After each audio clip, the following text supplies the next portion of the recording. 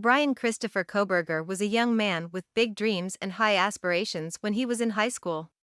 He had his sights set on becoming an Army Ranger, but it seemed he also wanted to be a powerful figure in law enforcement or the criminal justice system. His fascination with crime was obvious as he threw himself into researching and studying different aspects of the legal system. His aspiration for the Army shows he had an interest in authority or becoming an authoritative figure. Did he want to solve crimes? Did he want to fulfill some deep dark fantasies and find the best ways to get away with them?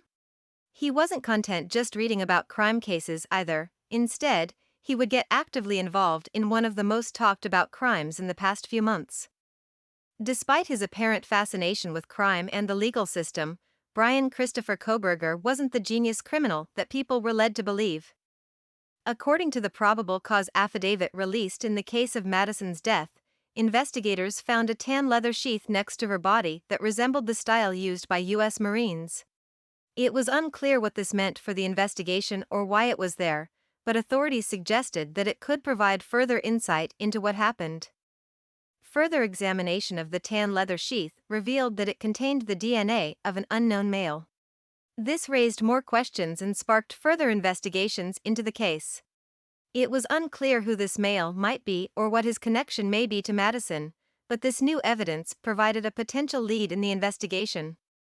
Security footage captured voices or a whimper, followed by a loud thud. This discovery provided an important clue that suggested there was more to the case than initially believed.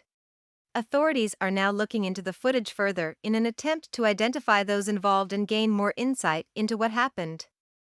Dylan was the only one of Madison's roommates who heard the strange noises and saw a shadowy figure outside their apartment. No matter how hard he looked, however, Dylan could not make out any details or identify the person responsible. This was a key piece of evidence that puzzled investigators, as it left them with many unanswered questions.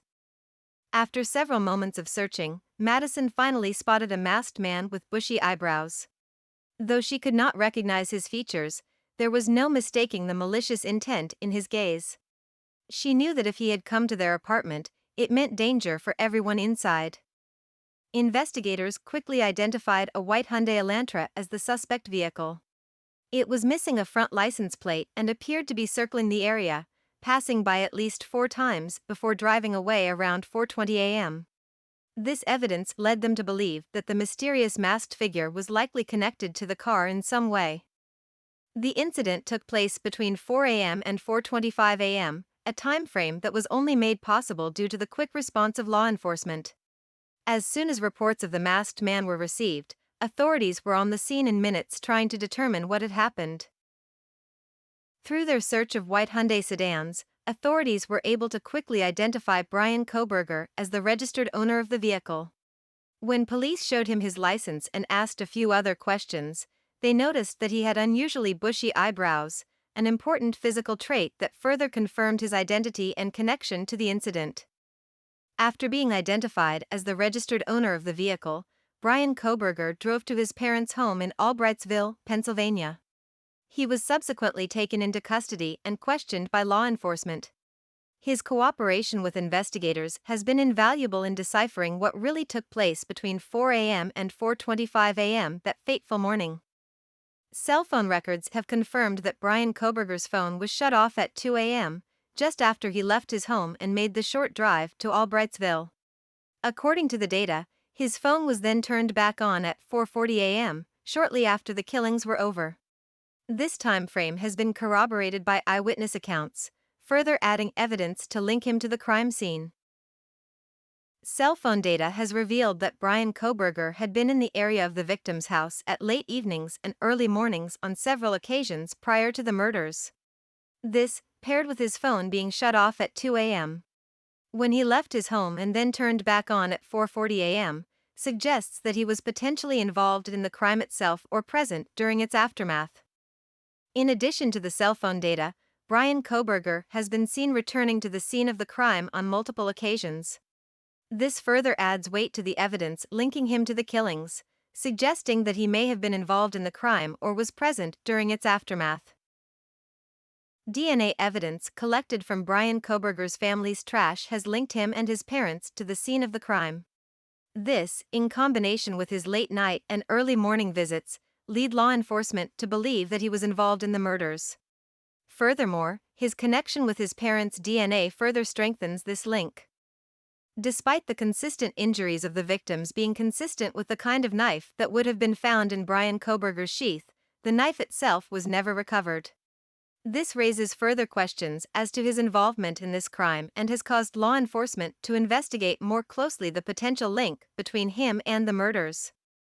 Bryan Kohberger seemed to think he was being clever by turning off his phone, but it was anything but clever, especially when he left behind the sheath. His bushy eyebrows also did not help in hiding his involvement, as they served as a glaring reminder of his presence at the scene. It seems that, despite his best efforts to outsmart everyone, Bryan was unable to get away with the crime. Bryan Kohberger was determined to cover his tracks, as evidenced by the way he washed every inch of the interior of his vehicle and wore surgical gloves while taking out his parents' trash. He even went so far as to dump it in a neighbor's trash in an attempt to avoid detection. It was clear that he had put considerable thought into how to conceal his crimes with no detail being spared, but unfortunately for him, it wasn't enough. It is baffling to consider why Bryan Kohberger, a highly educated PhD criminology student, would make so many mistakes in his attempt at committing the perfect crime. It appears that this was not an endeavor born out of intelligence and careful consideration, but instead motivated by something else entirely. The media should drop the idea of Bryan as a mastermind criminal, and instead explore what other factors may have driven him to do such a thing. It is strange that Dylan did not call the police after hearing all those suspicious noises and suspecting there may be someone in her home. Perhaps she was so frightened that she could not bring herself to make the call, or maybe she was so overwhelmed with stress and fear that she became paralyzed with shock. Regardless of the reason, it's clear that Dylan was in a difficult situation and could have used help from law enforcement.